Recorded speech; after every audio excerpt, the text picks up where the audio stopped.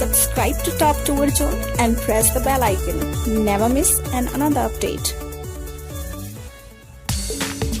दोस्तों आज हम आपको बताएंगे चमोली मलारी हाईवे पर स्थित गर्म पानी के बारे में। उत्तराखंड अपनी प्राकृतिक सुंदरता के लिए विश्व भर में प्रसिद्ध है।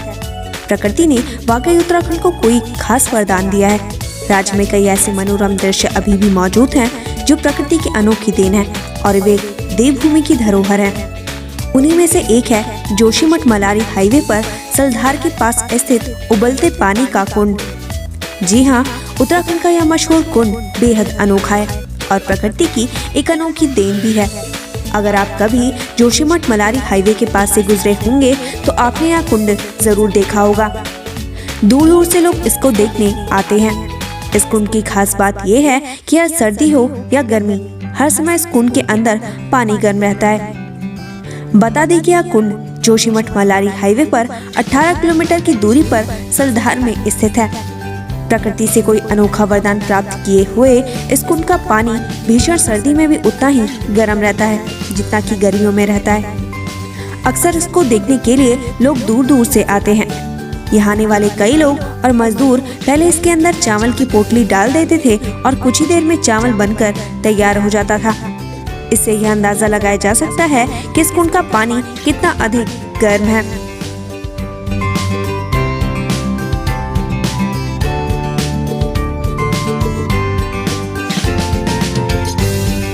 कुंड के पास से मिट्टी ले जाते हैं लोग। इस कुंड के पास पाई जाने वाली मिट्टी काफी मुलायम होती है। इस मिट्टी को चेहरे पर लगाने से कील, मुहासे और दाग साफ हो जाते हैं। इसलिए लोग बड़ी संख्या में यहाँ से मिट्टी ले जाते हैं।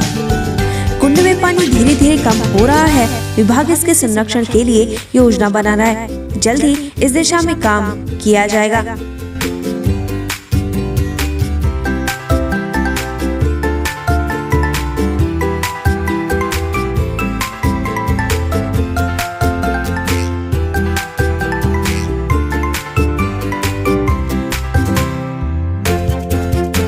यही गर्म पानी से 4 किलोमीटर पैदल चढ़ाई का पर्वतीय मार्ग तय करके सुभाई गांव है, जहां आदि गुरु शंकराचार्य की ओर से स्थापित भगवान बद्रीनाथ का मंदिर है। ऐसी धारणा है कि भविष्य में भूस्खलन के कारण जब बद्रीनाथ मंदिर जाकर पूजा अर्चना करना संभव न हो सकेगा तो यही शिव बद्रीनाथ जी की पूजा हुआ करेगी। इसलिए भगवान बद्रीनाथ जी के इस मंदिर को भविष्य बद्री भी कहा जाता है। इस तरह की प्राकृतिक दृश्य एक और पर्यटकों के लिए काफी आकर्षण का केंद्र होते हैं। वहीं यह हमारी प्राकृतिक धरोहर भी है, लेकिन इस कुंड के संरक्षण को लेकर शासन प्रशासन स्तर से कोई पहल नहीं की गई। यदि अब भी इसके संरक्षण में देर कर दी गई तो यह सदा के लिए गायब हो जाएगा।